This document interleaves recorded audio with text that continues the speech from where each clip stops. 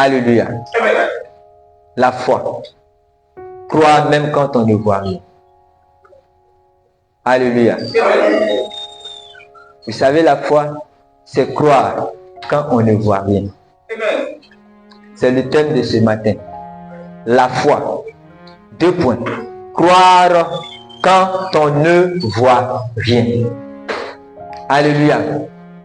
La plupart du temps, pour nous chrétiens, quand nous parlons de la foi, c'est quand nous sentons les choses arriver. Alléluia. Oui. La majeure partie de nous tous ici, quand on veut parler de foi, c'est quand on sent la chose arriver, non? J'ai la foi. Parce qu'on sent que la chose arrive. Mais la foi, c'est croire quand tu ne vois rien. Alléluia. Le Père nous a donné un aspect de la foi. Moi, je veux vous amener à un autre aspect de la foi. Alléluia. Parce que tout se complète. Alléluia. Gloire à Jésus. Et vous allez comprendre, lorsqu'il va continuer le reste de son étude, vous allez mieux comprendre ce que c'est que la foi. Alléluia. Parce que ce qui vient derrière, il nous a donné quoi? La foi qui est quoi? Un fondement, n'est-ce pas? Oui, la foi c'est un fondement. La foi est le fondement du christianisme. Alléluia. Car tout le christianisme est basé sur la foi. Le christianisme sans la foi, ce n'est pas du christianisme. Alléluia. Le christianisme sans la foi, ce n'est pas du christianisme. Voyez-vous, et je le dis que c'est pourquoi le christianisme n'est pas une religion, mais c'est une question de relation qui est basée sur la foi en une personne. Amen. Amen. La foi. Croire quand on ne voit rien. Vous voyez, je vais prendre une image très simple. La première image, c'est celle d'une femme qui est enceinte. Comment on sait qu'une femme est enceinte? Comment sait-on qu'une femme est enceinte? Parce que le ventre apparaît. Et des fois, on voit la main du bébé. Des fois, on sent que le bébé donne des coups de pied. N'est-ce pas? À partir de ce moment, est-ce que tu peux croire ou pas que l'enfant va venir? Tu crois, non? Pourquoi? Parce que tu vois. N'est-ce pas? Parce que tu vois. Donc, peu importe, l'enfant va venir. Donc, ma femme est enceinte. Je vais avoir un bébé. Donc là, j'ai la foi. La deuxième image. Prenons l'exemple des oiseaux. Quand une poule ou bien un oiseau pond un œuf, dites-moi, est-il possible de savoir si l'oisillon qui est dedans se développe ou pas? Amen. Est-ce qu'il est possible de savoir si l'oisillon qui est à l'intérieur de l'œuf se développe? Non, non. Mais est-ce que vous avez vu une poule une seule fois? Quand elle pond, elle se soucie de ce qui se passe à l'intérieur de l'œuf. Qu'est-ce qu'elle fait? Elle ne fait que couvrir son œuf. N'est-ce pas?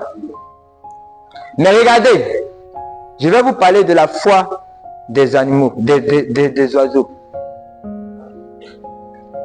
La poule ou l'oiseau pond un œuf. Et on leur donne un temps de gestation, supposons 21 jours. Alléluia. Mais la poule, quand elle vient couver son œuf, alléluia, elle ne voit pas à l'intérieur de la coquille. Mais tout ce qu'elle sait, c'est qu'à la fin de ces 21 jours, un oisillon va sortir.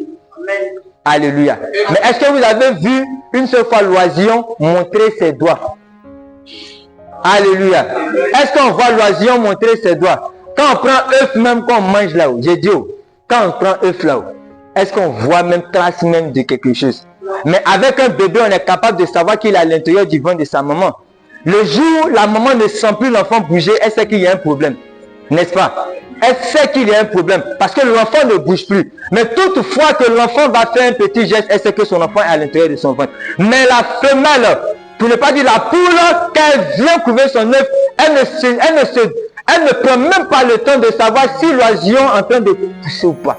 Tout ce que Dieu lui a donné, c'est d'attendre ces 21 jours. Et quand les 21 jours arrivent, est-ce que c'est la poule qui vient casser? La poule ne casse pas. N'est-ce pas? Quand le temps arrive, l'oisillon lui-même sort de sa coquille.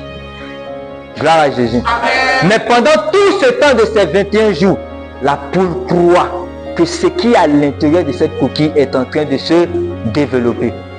Mais imaginez-vous que pour vraiment être sûr, elle cassait l'œuf. Pensez-vous que ça va produire encore? Si elle disait, bon, attends, je vais voir, est-ce que vraiment lui, la main est en train de pousser? Parce que depuis là, je n'entends pas cri. Je n'entends pas cri. Mais je vais voir. Et puis elle se met à casser. Dès l'instant qu'elle casse, il se passe quoi? L'œuf se gâte. Alléluia. Mais qu'est-ce qu'elle fait? Elle attend au moment voulu, à l'instant précis qui lui a été donné. Il y a des poules, c'est 21 jours. Il y a l'œuf, c'est 31 jours. Mais quand les 31 jours arrivent, la mère quitte sur l'œuf et elle regarde. Parce que l'oisillon va sortir. Elle n'a pas eu besoin d'entendre cri. Mais parce que Dieu a mis en elle cette foi que pendant ces 31 jours, ce qu'elle devait faire, elle a fait, c'était de croire que l'oisillon est en train de se former.